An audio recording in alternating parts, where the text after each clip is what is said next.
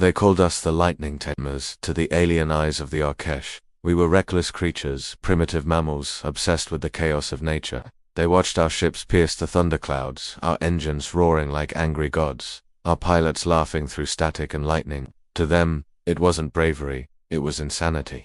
But to us, it was freedom. The story begins on the night Earth's sky opened like a wound. A magnetic storm, unlike any seen before, swept across the planet, an aurora of violet fire dancing over the oceans. Communications failed, satellites went dark, and within that chaos, something appeared. Enormous vessels shimmering in the upper atmosphere, gliding effortlessly through the turbulence. The Arkesh had arrived. They were explorers from a region of the Orion Arm where storms were rare, where skies were clear and winds soft as whispers. To them, lightning was death, uncontrolled energy that could shred hulls and burn life to vapor.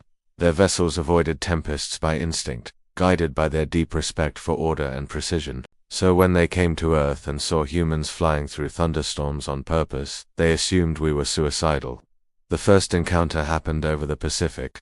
Commander Leah Voss was piloting a storm chaser jet, part of an experimental team studying high-voltage energy discharges in Category 5 hurricanes. Her crew was laughing, shouting readings through bursts of radio static, when a shadow appeared among the clouds, a silver crescent the size of a city, its surface rippling with bioluminescent veins. The jet's instruments went wild, magnetic interference, impossible readings, gravitational anomalies, and then a voice, not through the radio. Inside their minds, turn back, the storm will consume you. Leah froze for a moment. Then she smirked and answered aloud, as if the storm could hear her. We are the storm. Lightning cracked across the horizon, illuminating the alien ship.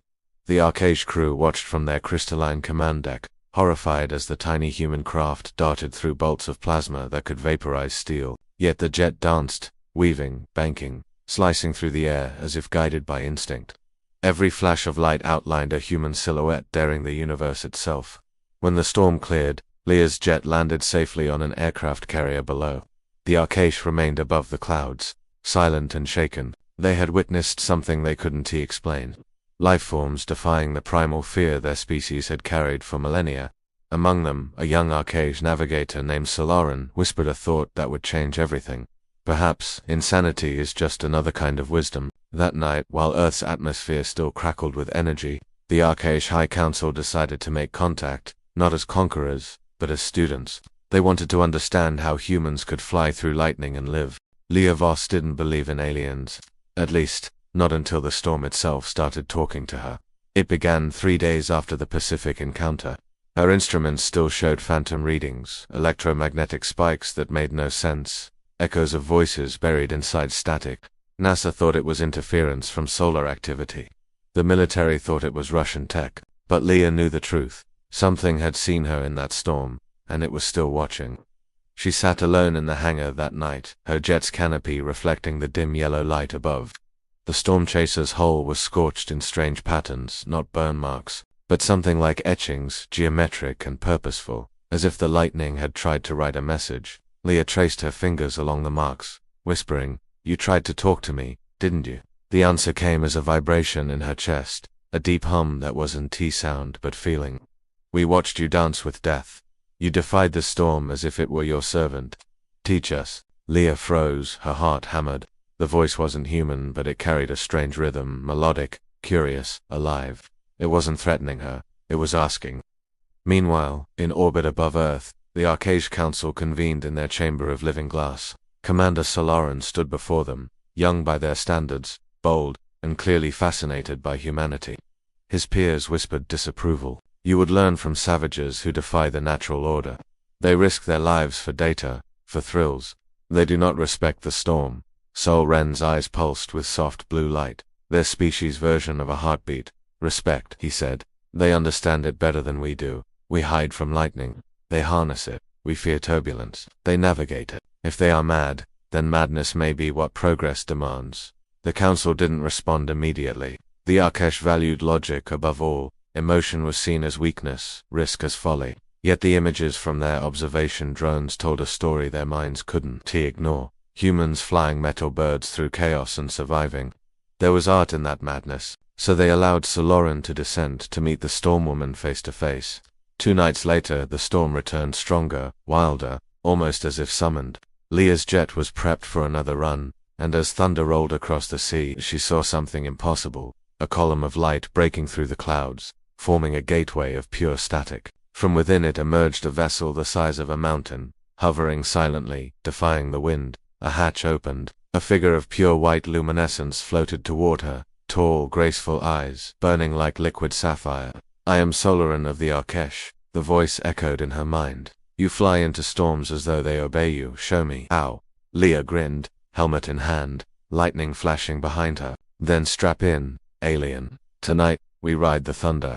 The first time Solaran set foot inside a human aircraft, he looked terrified. To Leah, it was almost endearing. The Arkesh emissary stood stiffly beside her in the cockpit, tall and luminous, his translucent skin shimmering with shifting colors that mirrored his emotions. He had crossed galaxies, commanded gravity, and spoken through storms, yet the confined cockpit of a human jet made him uneasy. Leah smirked, sliding on her flight gloves. "Don't worry, Solaran. The worst part's just the takeoff." "The worst part?" he asked, voice vibrating through her skull.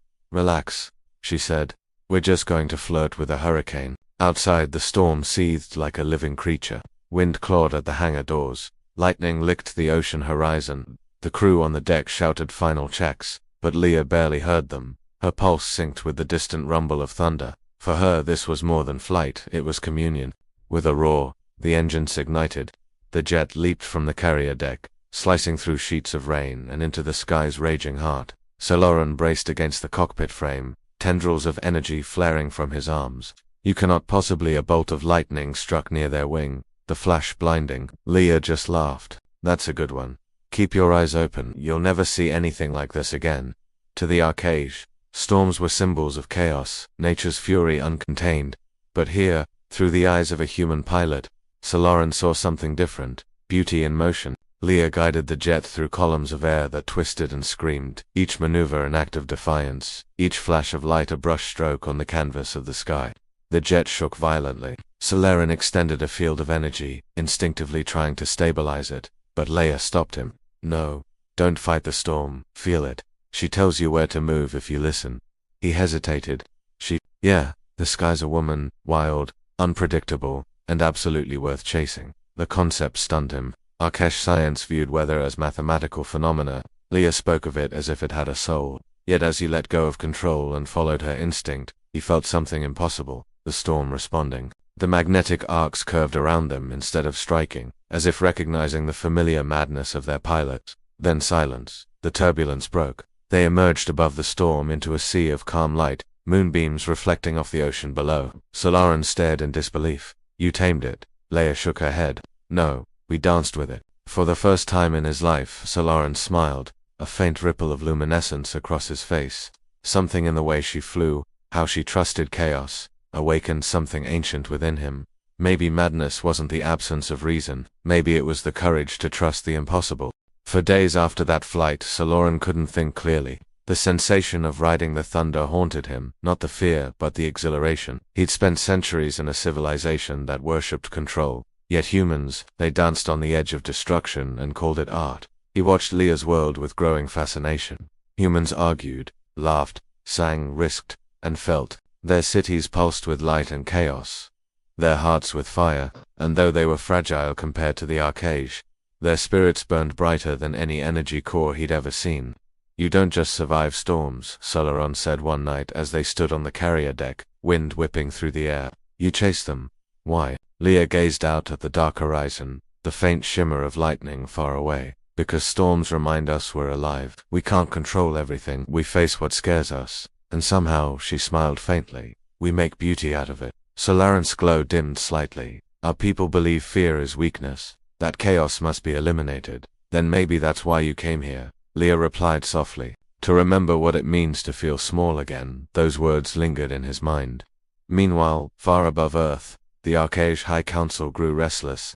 Solaran's transmissions disturbed him. He spoke not with data, but with emotion, describing the dance of lightning, the poetry of chaos, the courage of flawed beings. Such words were heresy. Councillor Vera, ancient and cold as the void, declared, "He has been corrupted by human instability. If we allow this infection to spread, it will unravel our civilization." A decision was made. recall Soloran, terminate his experiment. But the younger generation of Arkesh, the ones who had seen the recordings of Leah's flight, began to whisper. For the first time in millennia, they questioned the council. Some even believed Soloran had found something their society had lost. On Earth, Leah noticed Soloran growing distant. His light flickered with unease. Something wrong? She asked. They're calling me back, he admitted. They think I've lost reason, Leah chuckled. Welcome to humanity, he turned to her, voice heavy with conflict. You risk everything to understand chaos.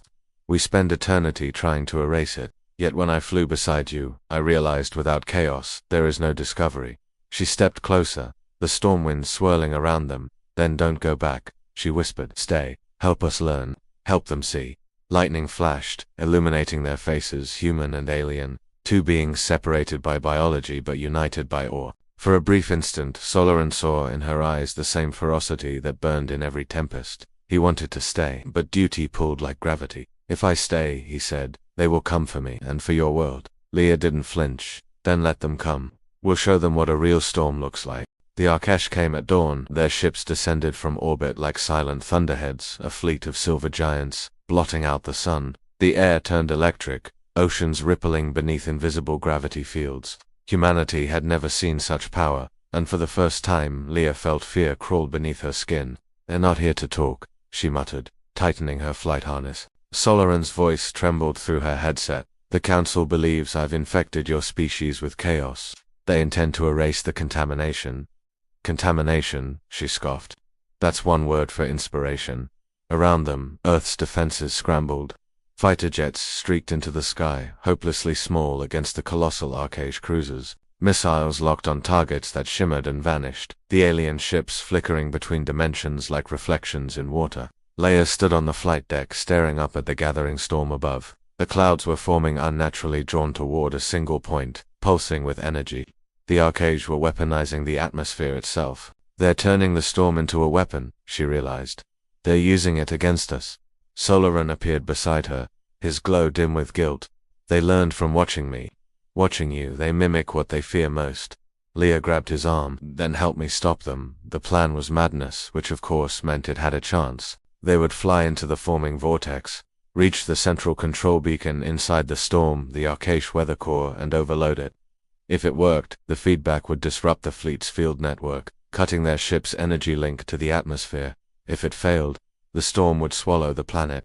Leah's jet was fitted with a prototype EMP core, unstable but powerful. Soloran integrated his biointerface directly with the jet's systems, merging alien intuition with human instinct. When the engines roared to life, the air itself seemed to bow away. You realize this is insane, Soloran said. You say that like it's new, Leah grinned. They launched straight into the heart of the maelstrom. Winds screamed. Lightning carved paths across the sky like the veins of a god.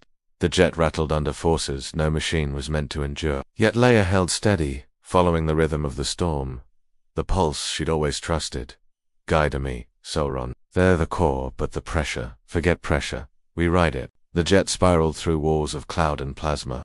The beacon glowed ahead, a sphere of crackling energy, tethered to the lead Arkesh ship. Soloran reached out with his mind, trying to sever its link, but the field resisted. It knows me, he said, straining. It knows betrayal. Leah pushed the throttle past redline. Then let's make it regret it. At the edge of the beacon, lightning engulfed them, white, searing, infinite. Soloran screamed as his energy fused with the jet's core, the EMP charging beyond capacity.